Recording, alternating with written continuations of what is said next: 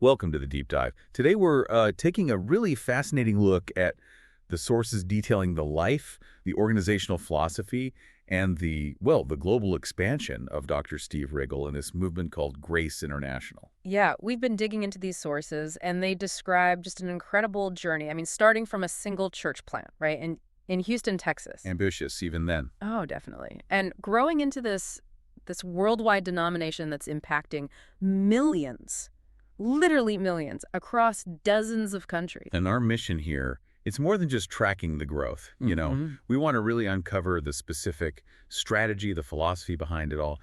How did this thing manage to cross cultural lines, geographic boundaries so effectively? We're trying to find what one source called the divine prototype of what happens when faith meets strategy.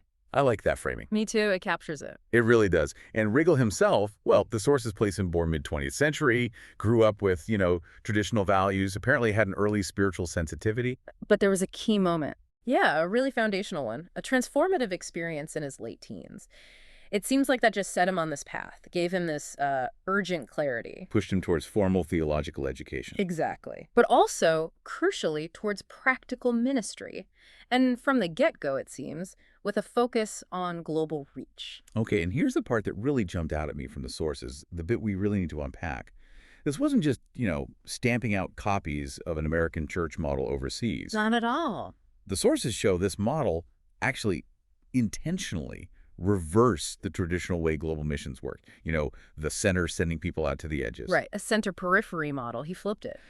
And somehow, counterintuitively, this global vision ended up generating these, quote, big dividends right back home in Houston. Oh. By really leaning into diversity, radical, intentional diversity. Which was pretty unusual for the time. Definitely. Okay, let's trace this starting point. 1978. Grace Community Church, Houston. What was the context? The sources talk about tension, right? Yeah, tension. Riggle apparently felt pretty constrained by the existing denominational structures he was part of. He saw them as focused more on sort of preserving themselves, institutional maintenance. Rather than getting out there missional engagement. Exactly. He wanted a launching pad, not a fortress. And that tension, that became the spark. And led to these core values. Right. 4 non-negotiables that became the DNA for the whole Grace International movement. They were designed to keep things consistent even as it spread across all these different cultures. Okay, so what are they? What are these 4 pillars and how do they actually work day to day? First, an uncompromising commitment to biblical authority. Scripture was the bottom line. Final arbiter for everything. Life, ministry, all of it. Standard for evangelicals, but sounds like he really emphasized it. Deeply. Second, a major emphasis on the empowerment and equipping of every believer. This wasn't just lip service. It was an active rejection of that old clergy-laity divide. Hold on, let's pause there. Empowerment. Saying every member is a minister. That's a pretty fundamental shift for how a church is organized, right? Yeah. How did the sources say they actually did that? Was it just assigning tasks, or was it really structured differently? That's a great question. And the sources suggest it was structural, not just delegation. Riggle actually set up systems where lay leaders, regular church members, could start and run whole ministries. Like what kind of ministries? Everything from, complex internal admin stuff to full-on outreach programs, even planting smaller satellite groups, and often without needing constant sign-off from the senior pastors. Wow, so that really changes the growth potential, doesn't it? You're not limited by the number of pastors. Exactly. You're leveraging the gifts, the capacity of the entire congregation, which, leads right into the third pillar. They'd need that capacity if they were focused on. Right. Pillar 3, a core passion for evangelism and church planting. The local church wasn't the final destination. It was seen as a base camp, a launch pad for expansion. Makes sense. And the fourth? Fourth, a really strong commitment to excellence in everything. Now, excellence in the 80s, 90s church world, Yeah. sometimes that just meant, big buildings, slick productions. Was that Riggle's focus, aesthetics, or something else? The sources point more towards operational and ethical effectiveness, integrity first. Riggle's view seems to be that doing ministry poorly, being mediocre, actually dishonored the message itself. So excellence meant things like? Like financial transparency, high standards for teaching, clear communication within the organization, really good training for leaders, basically running things well and with integrity. Got it. And early on, the growth wasn't about flashy marketing, was it? The Yeah. sources say it was more organic, Yeah, primarily transformed lives leading to word of mouth, people telling their friends, their family, that combined with Riggle's preaching style. which was. Apparently, he had this ability to merge rigorous biblical teaching with very practical, usable advice, taking deep theology and making it connect with someone's actual life, their Monday morning struggles. That ability to connect theology to real life is pretty key. Crucial. It drew in a mix of people. You had professionals who liked the intellectual side, but also people just looking for real change in their lives. And that mix, that foundation, really set the stage for what came next. Okay, so that successful Houston church starts thinking bigger. Hmm? This takes us to the transition phase. How does this thriving megachurch become a global movement? Formalized as Grace International when? Mid-80s. That's right, mid-1980s.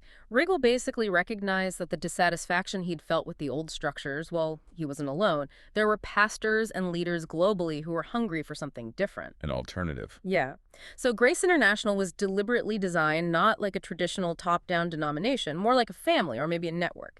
The key phrase they used was prioritizing relationship over regulation Relationship over regulation. and collaboration over control. Okay, I hear that, and, the organizational part of my brain starts flashing warning lights. Hmm. A huge movement, dozens of countries, different cultures, different money systems. How do you stop things from going off the rails doctrinally or financially if you're actively avoiding central control? What were the actual guardrails? That's the million-dollar question for any network model, right? And the sources show they tried to compensate for less bureaucracy by investing really heavily in specific infrastructure. Yeah. It wasn't free-for-all. There were definite requirements for leaders wanting to join. Okay, what were they? What did that rigor look like? Three main things. First, a tough credentialing process. You needed the formal theological education, yes, but also proven, verified ministry effectiveness on the ground, not just book smarts. Practical result. Practical results. Second, really comprehensive training programs. And these covered a massive range, not just Bible study, but practical stuff like organizational management, how to handle conflict, even navigating cross-cultural finance rules. They weren't just training preachers, they were training essentially ministry CEOs. Right, the nuts and bolts. Exactly. And third, the financial side. They kept that local church autonomy by sticking to a voluntary partnership model. So no big mandatory tithes going up to headquarters like in some denominations. Correct. That kept the ownership and focus local.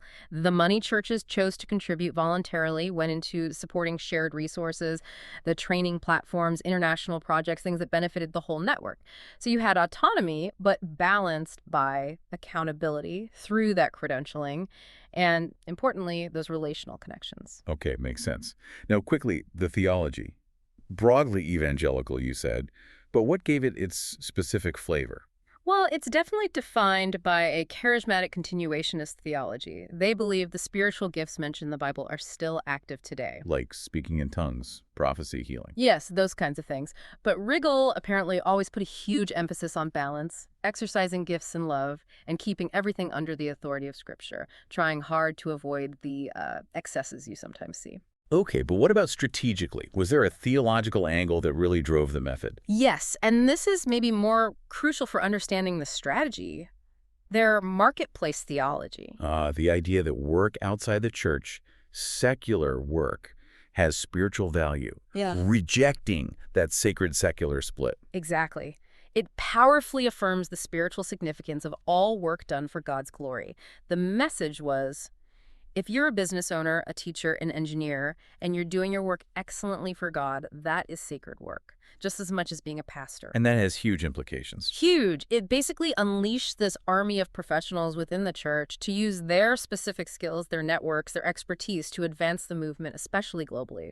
Which brings us neatly to Section 3, which you called the global dividend. And I agree, this feels like the most innovative piece of the whole strategy. How did focusing globally actually create tangible benefits locally right there in Houston, a city with what, over 145 languages spoken? It boils down to Riggle's pretty radical vision, especially for the time, of diversity as a growth engine. Back in the 80s, 90s, it was really unusual to intentionally embrace Houston's huge international population, and not just to assimilate them, make them fit an American mold. But as equal partners. Yeah. Leaders in their own right. Exactly. Equal partners, indigenous leaders helping build the church from their cultural context. So they weren't trying to make people more American. They were helping them become more Christ-like within their own culture. What was the actual result? Did that welcoming multicultural thing actually work? The sources point to explosive, sustained growth. That's the growth dividend.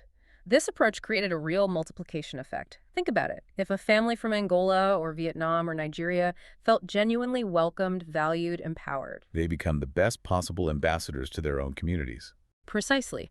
They naturally invite others from their own cultural networks. So you get this organic relational growth happening across multiple cultural streams at the same time. They were growing sideways across cultures, not just up within one language group. That's powerful. And then there's the economic side, the economic dividend. That must have been a massive strategic advantage. Oh, absolutely. Imagine trying to build a global movement. You need to set up legal entities in Lagos, figure out finances in Manila, deal with property law in South America. Normally that means hiring expensive lawyers, consultants. Right. But Grace International often found they had people in the pews who could help.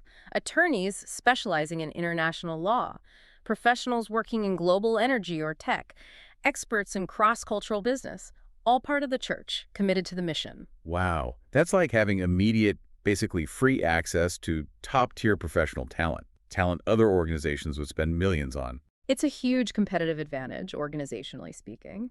A diverse congregation gave them this incredibly diverse pool of skills and expertise that fueled the church's operations globally, often driven by committed volunteers. And this feeds right into their unique mission strategy, the glocal one, local and global at once. How did Riggle actually manage to reverse that traditional model of sending missionaries out from the center? He had this fundamental insight that the people already sitting in the seats in Houston often possessed the very gifts and connections needed globally. They were indigenous potential missionaries right there. Give me an example. Okay, take a Nigerian member living in Houston. That person likely already speaks the right languages, understands the culture deeply, has family connections, relational networks back in West Africa. They don't need years of expensive, difficult, cross-cultural training to be effective there. Right. So instead of spending, say, $100,000 a year to send an American family out with all the overhead, they could empower and support that Nigerian believer from Houston who's already got the cultural keys. makes perfect sense. And this resulted in enormous gains in cost effectiveness and efficacy. The sources consistently note that supporting an indigenous missionary cost way less often, like a tenth of supporting a Western missionary. And probably more effective in many cases. Often, yes. Indigenous leaders build trust faster. They avoid that long, slow process of deep cultural immersion. And they sidestep the baggage, that suspicion of cultural imperialism that sometimes, fairly or unfairly, comes with Western missionaries. It was about activating existing relationships, not importing foreign structures. Okay, shifting gears slightly. Beyond the growth numbers, the strategy. What about the leadership aspect? That's key for long-term impact. Absolutely. The sources stress Riggle a consistently modeled servant leadership. He took his blueprint from Ephesians 4 in the Bible, the idea of leaders equipping the people, the saints, for ministry. And this meant he actually redefined success for leaders in the network. How so? How was success measured differently at Grace? It wasn't just about how big your own church was, your immediate congregation. The primary measure was how effectively you were developing other leaders. It was all about multiplication, reproduction, building something that would last. Ensuring the movement had legs beyond the first generation? Exactly. And that focus on sustainability showed up in succession planning, too. Apparently, he was quite proactive about it. Which is rare. Lots of founders struggle to let go. Right. And the organization suffers when they finally step back. Right. But Riggle seems to have deliberately groomed the next generation, giving them real responsibility, public visibility, ensuring there'd be a smooth transition. Building that kind of trust, that forward-thinking approach, was huge for the network stability. And finally, on leadership, the sources make a point about Riggle's personal character. Especially important given all the ministry scandals happening around that time, late 20th century. Yeah, two things come up repeatedly. Humility, apparently quick to share credit, admit mistakes, stayed approachable despite the scale. And consistent integrity, particularly financial transparency and high ethical standards. That built enormous trust. But it wasn't all smooth sailing, right? No organization this big avoids problems. What challenges did the sources mention? Well, sure, there were inevitable challenges and controversies. Just the sheer speed and scale of global growth made it incredibly difficult to maintain consistent quality control, both doctrinally and operationally, across so many different countries and contexts. Like keeping everyone on the same page theologically. Exactly. And they faced theological critiques from different directions, too. Some more fundamentalist groups were wary of their charismatic theology. Too much focus on spiritual gifts for them. Right, but then some Pentecostal groups apparently felt they didn't emphasize the gifts enough, that they were too controlled or balanced. So they were kind of walking this theological tightrope. Trying to stay in that balanced middle. Pretty much. And that ongoing tension. How do you adapt the message so it connects culturally in, say, Accra or Sao Paulo without compromising core biblical faithfulness across the whole network? That requires constant effort, communication, sophisticated accountability. So wrapping this up, when we look at Steve Riggle's legacy through the lens of these sources, the big takeaway seems to be this. He saw cultural diversity not as a problem to manage, but as a core strategic asset. Definitely. That and building this decentralized relationship-first network that was wired for multiplication, not just maintenance. The numbers are impressive, thousands of churches, dozens of nations. Staggering numbers. But the sources suggest the deeper story, the real ripple effect, is in empowering and investing in all those individual leaders around the world. His story really pushes us to think beyond just organizational size and look at the framework that enables genuine, lasting influence. Okay, so what's the final thought? The provocative question we leave with the listener today. Well, the sources consistently suggest that Grace International's early bet on excellence and, crucially, on Indigenous leadership positioned them incredibly well for the future we're living in now, where global Christianity's center of gravity has clearly shifted to the global south, Africa, Asia, Latin America. Where that indigenous leadership is paramount. Absolutely. So if leveraging cultural diversity paid such big dividends for them, starting right there in Houston, the provocative question for you, listening right now, whatever field you're in, is this. What strategic dividends, maybe operational, maybe cultural, maybe innovation dividends, might you be overlooking in your own work, your own organization, your own sphere of influence, simply because you haven't yet intentionally tapped into the diversity that's likely already all around you? How might leveraging that change your strategy?